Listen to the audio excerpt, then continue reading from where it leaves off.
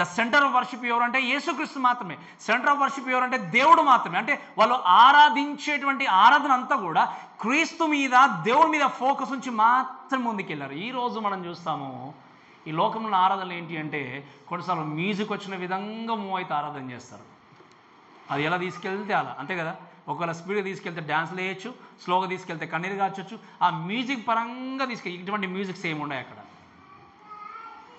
We are going to concentrate exactly ఆయన ఎవరో దాన్ని బట్టి ఆరాధన చేస్తాం.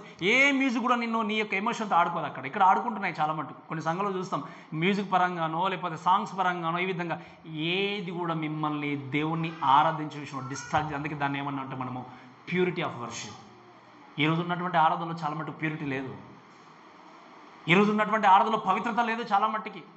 They comes to the church for the something else, not for the sake of Christ. వాళ్ళు వచ్చారంటే నిజంగా మంచి మ్యూజిషియన్స్ ఉన్నారా, యవనస్తులు ఉన్నారా, చాలా చక్కగా ఉందా, మనకు అనుగుణంగా ఉందా, చక్కటి పాటలు వినిపించబడుతున్నాయా, ఇటువంటి దృక్పథంతో ఇటువంటి ఆలోచనతో వస్తున్నారు. కానీ నేను ఆరాధించేటువంటి దేవుని మీద మనసు పెట్టి ఆయన ఆరాధించాలి అన్నటువంటి ఉద్దేశాన్ని కలిగిన వ్యక్తులు చాలా తక్కువ.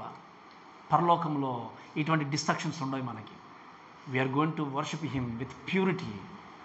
దాంట్లో ఏ మాత్రం మిక్స్ అయ్యేది కూడా ఉండనే ఉండదు. No mixing with anything, purely centre of god's worshipping అనే విషయాన్ని మనం గుర్తుపెట్టుకోవాలి.